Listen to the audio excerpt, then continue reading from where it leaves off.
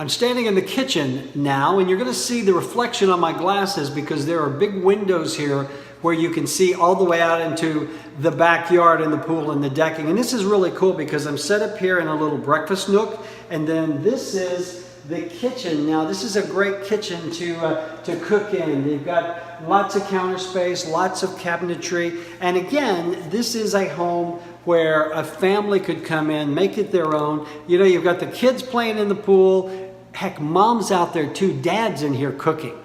All right, let's put dad in the kitchen.